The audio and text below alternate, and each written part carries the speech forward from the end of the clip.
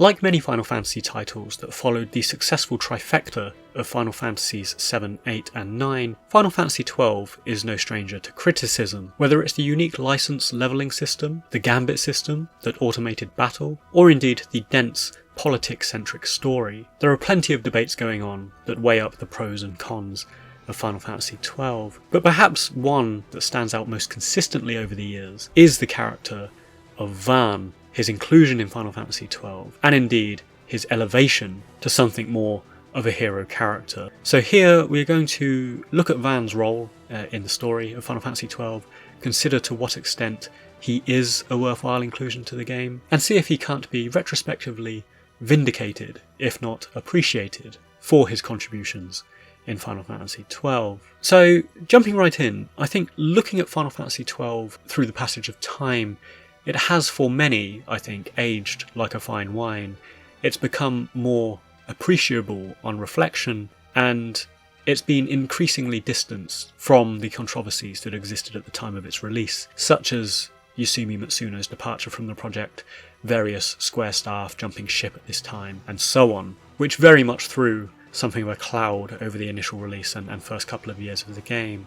Yet, the severe opinions surrounding the central character of Vaan persist to this day, and he is perhaps an interesting case study in how to not necessarily write a character, but how to frame a character and prioritise them within a story while maintaining an arc and inclusion that is consummate with that priority that they have in the story. What I mean by this, and one of the main arguments surrounding Vaan, is how he has been elevated to a lead character status and yet barely has any direct input or impact on the main story events of FF12, such as the political machinations around the Akuria, the plight of Dalmasca, and all of this sort of stuff, which is very much the preserve of Princess Ashe and Captain Basch von Ronsenburg. And perhaps doubling the controversy surrounding Vaan, later Square Enix outrightly admitted that Basch was originally written as the hero of the story, but Vaan was written in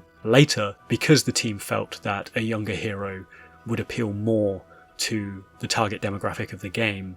And I personally get the frustration around that. I have a real pet peeve around contrived writing and contrived characters, because it's almost always obvious when something is being written to a perceived audience rather than working in service of a story. And while Vaan is certainly not the worst example of that, going into the game with that knowledge that he was written as an afterthought gives him this certain veneer of artificiality, not necessarily his overall inclusion, but certainly this positing him as a leading man. But excusing the factors about why he was written in, and turning now to consider the factors around how he was written in, I think this is where Vaan becomes, a pretty interesting character to discuss, because on the surface at least, we could view him as quite similar to how Tidus was written for Final Fantasy X, which is to say, he's not an overt hero that really pushes the action forward and has events sort of orbit him and centralise around him, but rather both these characters are outsiders and observers that witness. In the case of Tidus, he witnesses the key character of Yuna undergoing her pilgrimage, and in the case of Vaan, he witnesses the key character of Ashe attempting to reclaim her kingdom. So the two characters are both intentionally written as the fish out of water, observing events that are far loftier than themselves. They are written very much as the player's window into a alien world and story, and these characters share the naivety of the audience so that we can learn about things at the same time they do, and that's a very organic way of sort of introducing an audience to a foreign world, to a foreign setting. So with this in mind, it's interesting to consider how, broadly speaking, Tidus was accepted as a hero by audiences, while Vaan wasn't. And this is where we roll back to the point about prioritising character arcs relative to the character's priority in the story, and how, in my opinion, and maybe this is elementary, but the higher the priority a character is, the longer their arc should take to resolve and come to fruition. And in the case of Final Fantasy games, most heroes that we see in successful Final Fantasy games, and ones where the heroes are quite popular, is they tend to have some sort of revelation or closure in the final third of the game. So a classic example is Cloud Strife. We have Tifa salvaging him from the life stream in the final third of Final Fantasy VII. This helps resolve his personal crisis, this conflict of self that he has. And then he goes on, we have the final dungeon, he defeats Sephiroth. Squall Leonhart, likewise in Final Fantasy VIII, he opens his heart up and then goes up into space to save Sorceress Rinoa. And this all takes place in the final third of Final Fantasy VIII, so on and so forth. So there's a real kind of structure and architecture there for how a lot of these hero characters are written.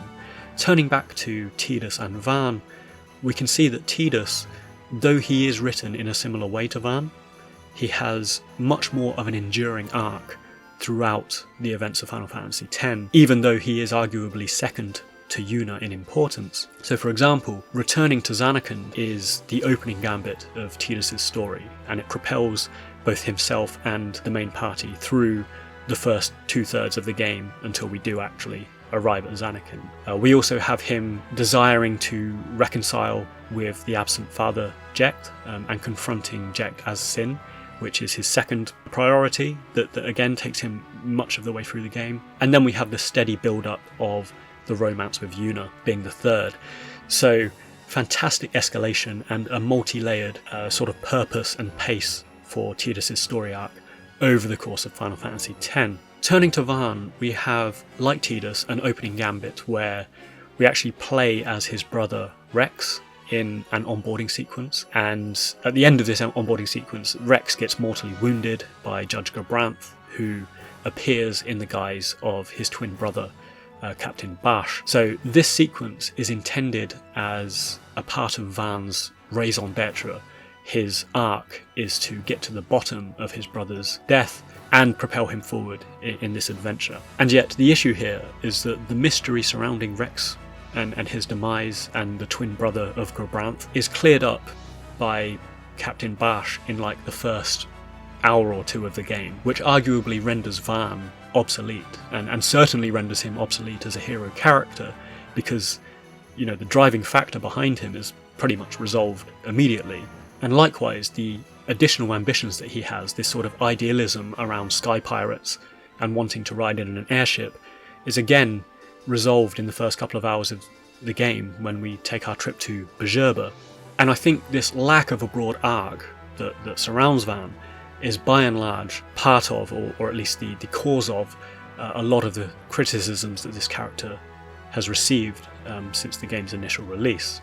Turning to a defense of Vaan in these circumstances, and I want to state here that I do think he brings something to Final Fantasy XII. I do think he's relevant, but I think he is certainly much more palatable if we choose to view Final Fantasy XII as an ensemble story and an ensemble entry to the Final Fantasy anthology, much like how Final Fantasy VI was. Excusing all of the marketing around the game that featured Vaan like really heavily, excusing the fact that Vaan is the player character inside towns and cities in the game, which I do think was a mistake. I think they should have made the avatar a variable based on the party order, which Final Fantasy IV does, and then I think a couple of other games do. I think that Final Fantasy XII is very much an ensemble story. It's a story where each character, including Vaan, has something to contribute, and while it is weighted towards Captain Basch and Princess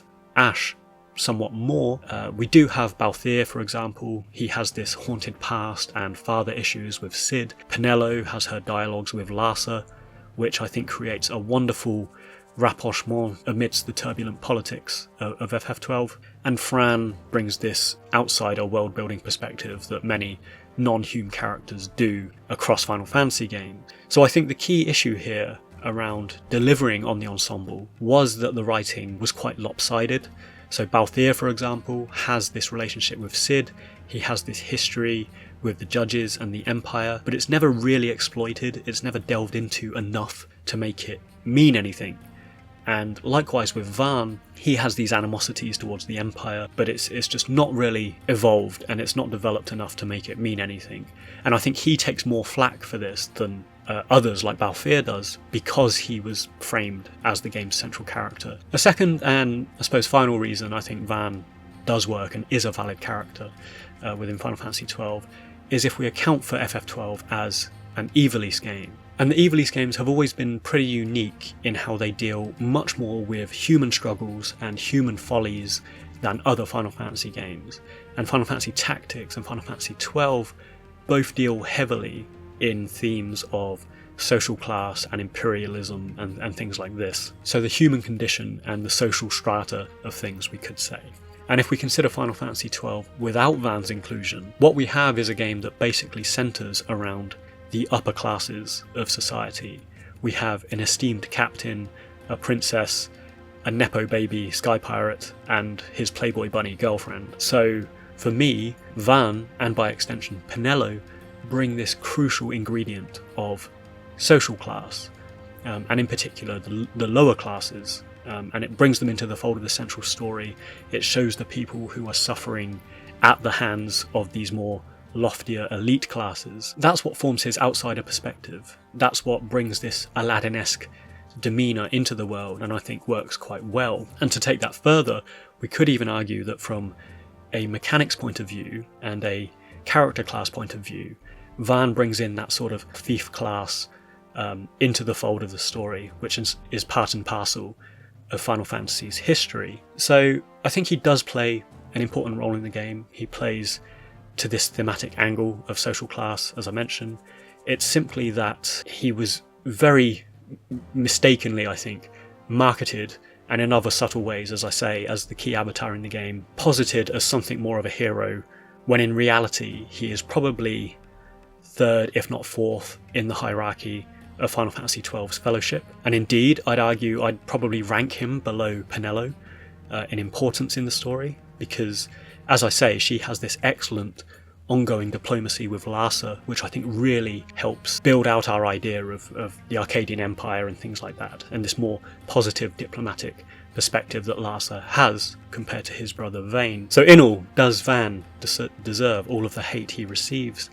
I'd argue probably not, and I think that Final Fantasy XII becomes a much more palatable experience if we choose to go into it viewing it as a broader ensemble game, and if we view Vaan as part of a broader whole rather than a character with whom this story begins and ends. Thanks for watching. If you enjoyed the episode, please consider joining me on Patreon. Alternatively, if you feel like donating me a coffee, you can do so. The links are available below.